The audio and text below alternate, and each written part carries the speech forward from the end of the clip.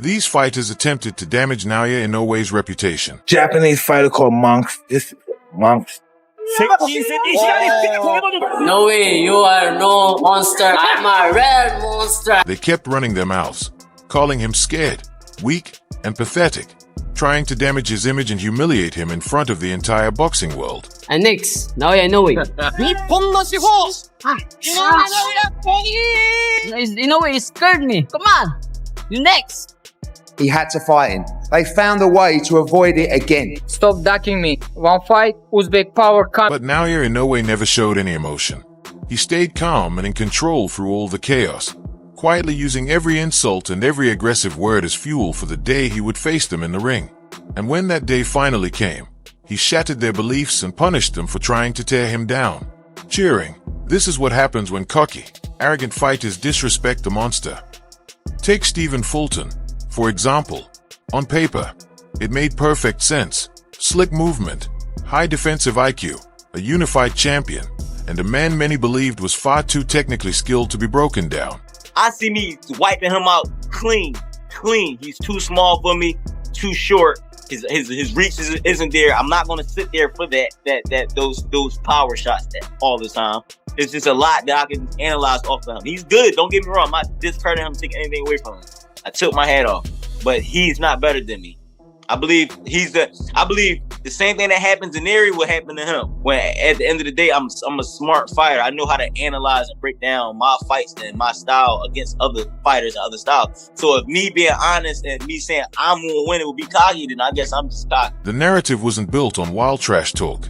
It was a calm belief that Naoya Inoue would struggle against someone that sharp. For a few rounds, it even looked respectable. But then Inoue adjusted. He closed the distance, started attacking the body, and began cutting off the ring instead of chasing his opponent. Fulton wasn't overwhelmed by chaos. He was methodically guided into exchanges that favored Inoue. By the middle rounds, the difference in speed and timing became clear. And when the finish finally came, it didn't feel shocking. It felt completely earned. I know I've been asked this a million times, but what made Inoue so difficult to figure out that night? Or it wasn't that what made him difficult. It was that my body wouldn't allow me things like come back. Yeah, it wouldn't allow me to do the things. I rehydrate and everything. It wouldn't allow me to do things that I wanted to do. But we'll see him when we get another belt and probably at a different weight class. Okay. As I said, I picked Inoue to win, but I thought it would be a much more closely contested fight than it was. And listen, I'm not dissing Fulton. He was just blown away by a person whom I now consider. I was wavering a little bit, but I now consider after having watched that in its entirety, you're looking at a generational talent. Yeah. And Fulton is still a good fighter. I don't want people to start shredding him and throwing him under the bus. No, he's still a good champion. Well, ex-champion now. He's still a very good fighter who can come again. It's just that yesterday, man, he was in the presence of greatness, in my view. I'm proud of the fact that I put Inoue on my pound-for-pound list, I don't know, 3 years ago. Whatever it was. I don't even know how long. That's true. And no one... You've been on him before I even knew who he was. No one had him anywhere near it. They basically barely knew who he was, as you just touched on. And obviously he dominated Fulton, or at least... Put it this way, he established control right from the start. He made Fulton's a defensive fighter, a good counterpuncher. He made him concentrate more on defense and surviving than Fulton really wanted to early. He set the course of the fight. Then came Marlon Tapales, and this situation felt different. This wasn't just confidence, it was accusation. Tapales built an entire narrative around the claim that Naoya Inoue was avoiding him. There was mandatory pressure, public interviews, and constant talk suggesting that Inoue was trying to stay away from the challenge. Last time they paid for an exception to duck MJ and was cast iron in writing. He had to fight him. They found a way to avoid it again. Stop ducking me. One fight, Uzbek power coming. Gutted, devastated, disappointing for boxing, disappointing for Japan. Being honest with you, it's just a horrific mismatch. It's hard to say Inoue's ducking Ahmadaliyev, but he actually is.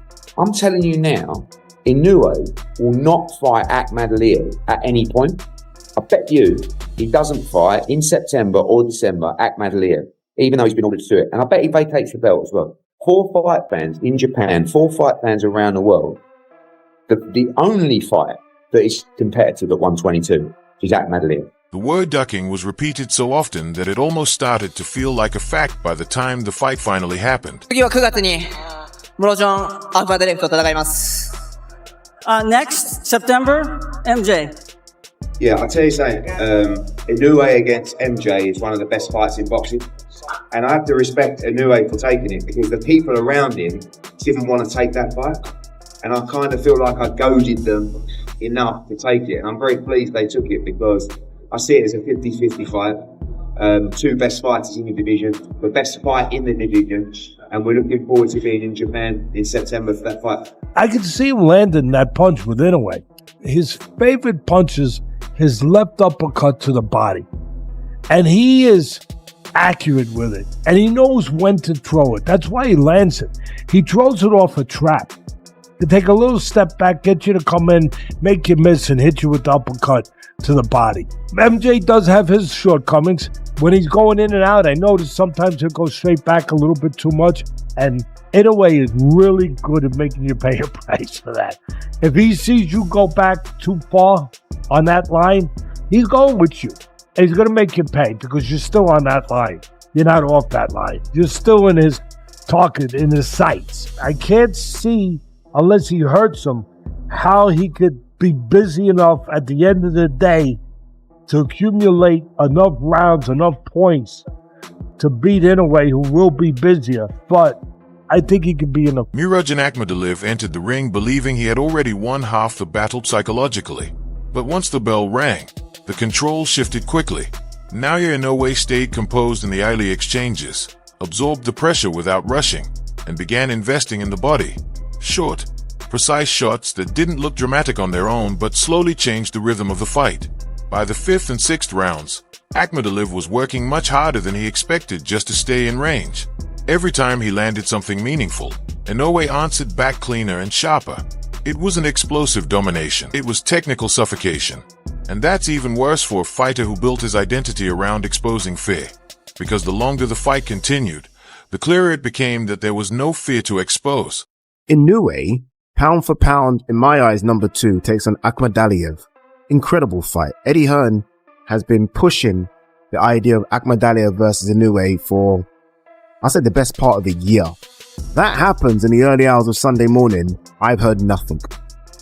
Honestly, in my head, I remember seeing someone talk about a check weight a couple of weeks ago, and I was like, what? Inoue's fighting? Like, I genuinely forgot Inoue, pound for pound, number 2, one of the biggest stars in boxing, is fighting Akhmadaliev. And this is Inoue's 3rd fight of 2025. And I'm hearing, if he ices Akhmadaliev, we could see Inoue before the end of the year again. 4 fights in 2025. Prospects aren't doing that. Prospects aren't doing that. Inoue, pound for pound, number 2. One of the greatest fighters of this generation is about to have his 3rd fight in a year.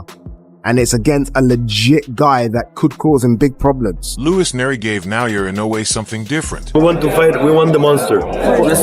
He's not a monster. He's a little monster. He dropped him. For a moment, the critics got what they wanted. Proof that the monster could be shaken. But what followed is what separates elite fighters from merely dangerous ones. Naoya Inoue didn't unravel. He recalibrated. His defense tightened. His counters became more deliberate. And the pressure began building in the opposite direction. By the time the fight ended, the knockdown felt like a spark that only made music, his response even more devastating. And still as fast as lightning.